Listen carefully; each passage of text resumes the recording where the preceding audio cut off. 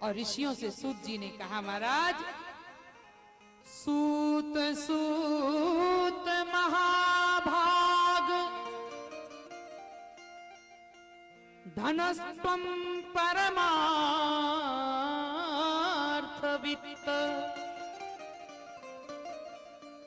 अद्वितीयं कथा द्रव्या श्रविता कृपया हीनः।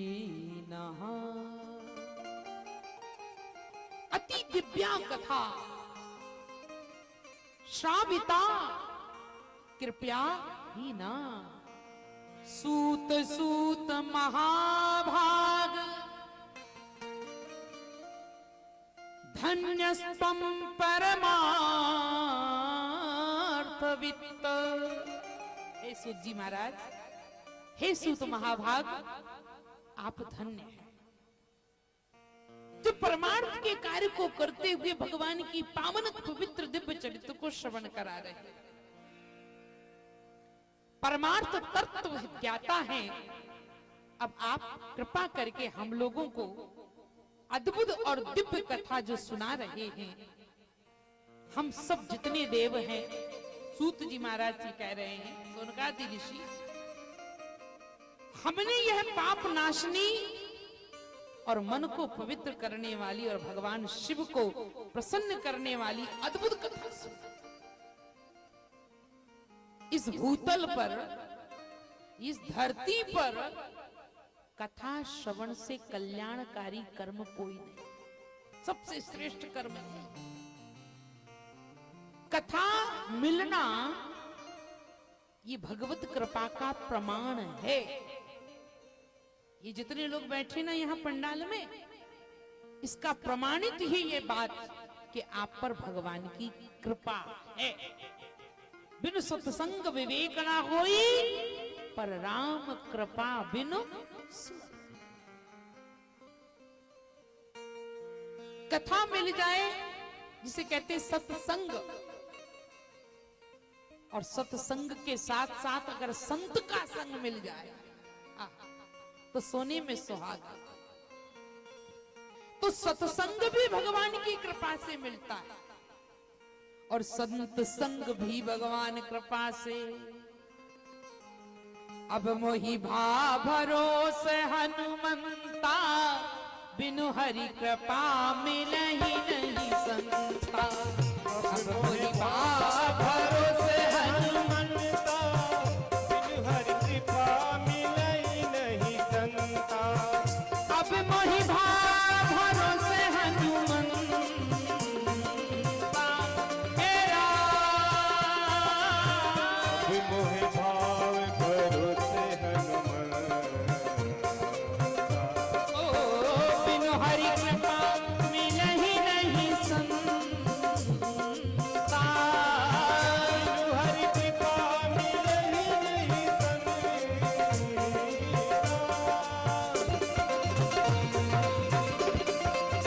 जय हो।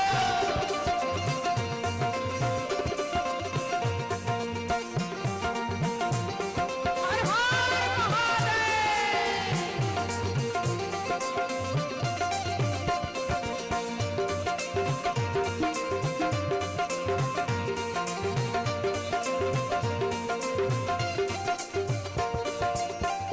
अब मोहि भा भरोसे हनुमंता, अब मोहि भाव भरोसे हनुमंता।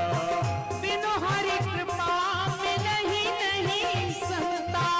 बिनु हरि कृपा मिलहि नहीं संता। ओ बिनु हरि कृपा मिलहि नहीं संता। ओ अब मोहि भा भरोसे हनुमंता तेरा तेरा।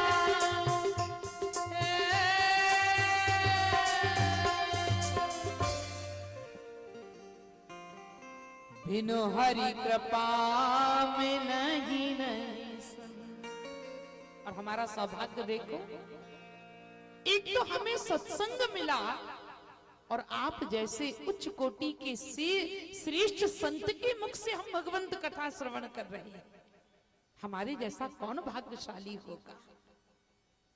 सूत जी महाराज ने कहा, ऋषिवरों, आपने जो प्रश्न किया, आपके प्रश्न का उत्तर देने के लिए इस पुराण में बड़े बड़े पापों को भी समाप्त करने की शक्ति है, और अंत में सांसारिक भोग भोगने के बाद मोक्ष प्रदान करने वाली, भगवान शंकर को प्रसन्न करने वाली ये जो कथा है, ये श्री शिव महापुराण की पावन कथा है। इस संबंध में मुनिगणों में तुम्हें एक प्राचीन इतिहास सुनाता हूं, ध्यान से सुनिएगा।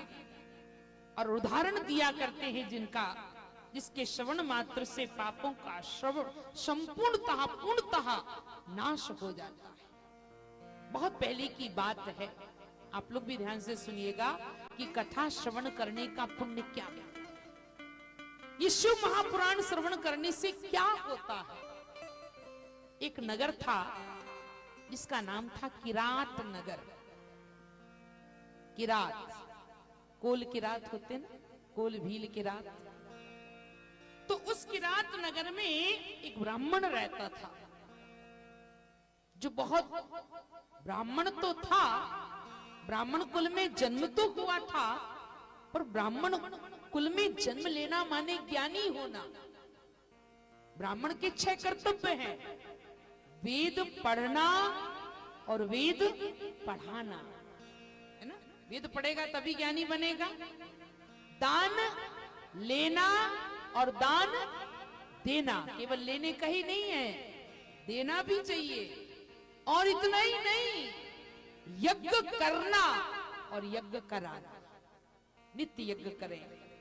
अग्निहोत्र नित्य होना चाहिए ब्राह्मण के घर में, बलिवेश नित्य होना चाहिए, त्रिकाल संध्या होना चाहिए, यज्ञोपवीत धारण करें, शिखा धारण करें, चंदन धारण करें, सूत्र धारण करें। तो ब्राह्मण कुल में जन्म लेने के बाद कर्म भी ब्राह्मण के हो।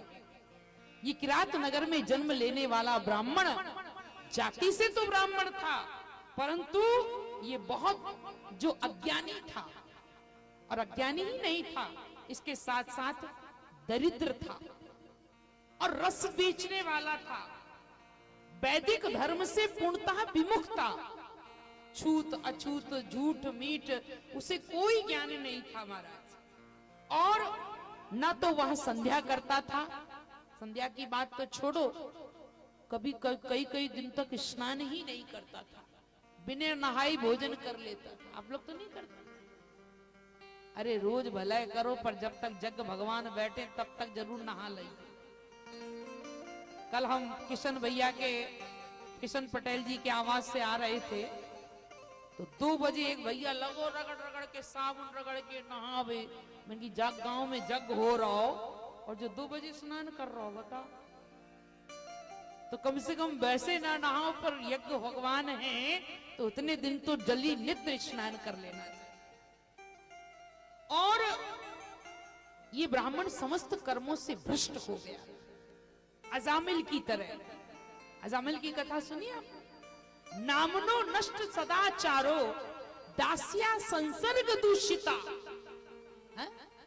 उसका ब्राह्मण तो नष्ट हो गया था, एक दास्या, एक गणिका के संसर्ग में आने से उसी तरह से ठीक इस ब्राह्मण का भी, वो भी एक गणिका के संबंध में आने से उसका ब्राह्मण तो नष्ट हो गया था।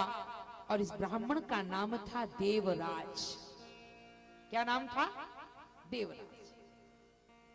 विश्वास करने वाले लोगों को बहुत ठगा करता था। जिसने विश्वास कर लिया उसे ठग लिया।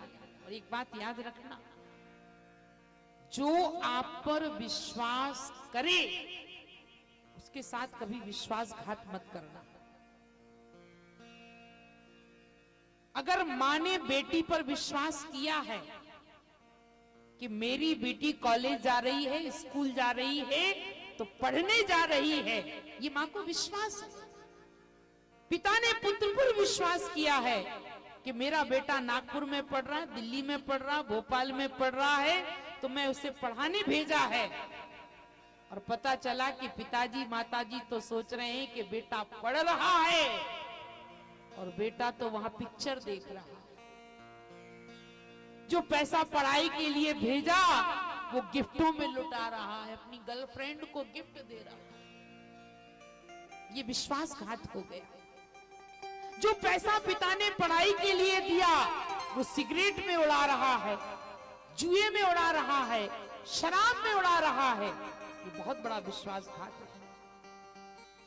कोई व्यक्ति अगर आप पर विश्वास करता है तो जीवन में कभी उस पर विश्वासघात नहीं करना चाहिए। हमने किसी को तिजोरी की चाबी दे दी, इसीलिए तो बूढ़ी सासें बहुत चतुर होती, जल्दी विश्वास नहीं करें बहू पे। डुकर चाबी टांगे फिरत भाई शक्कर दइयो, मैं दे रही चाबी दे भाई, चाबी दइयो क्या करे, शक्कर निकालने गई, मैं चल रही, मैं दे। विश्वास नहीं है बहू पर। और अगर आपकी सास ने आपसे विश्वास करके अगर आपको चाबी दे दी तो शक्कर की जगह पैसा मत निकाल लियो डुकैया। ये विश्वासघात है। उनने दही शक्कर निकाल, उनने कहीं नोट भी निकाल लो। ये महान पाप है, सबसे बड़ा जघन्य पाप है, गौ हत्या के समान पाप है। कोई हम पर विश्वास करे और हम उसके साथ विश्वासघात कर दे।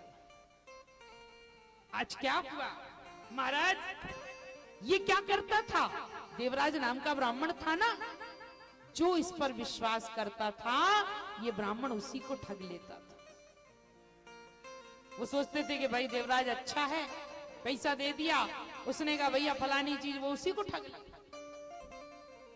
उसने ब्राह्मणों को, क्षत्रियों को, वैश्यों को, शूद्रों को और दूसरों का भी अनेक बहानों से मार करके उनका धन हड़प कर लिया था। इतना भ्रष्ट हो गया था।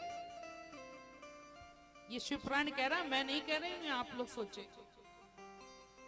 और बाद में उसने अधर्म से बहुत सारा धन अर्जित कर लिया। और एक बात और सुनो, भ्रष्टाचार और अधर्म और बेईमानी से धन इकट्ठा करने से कभी कोई बड़ा आदमी नहीं बनता। उतना जितना भगवान दे उतने में संतोष रखो।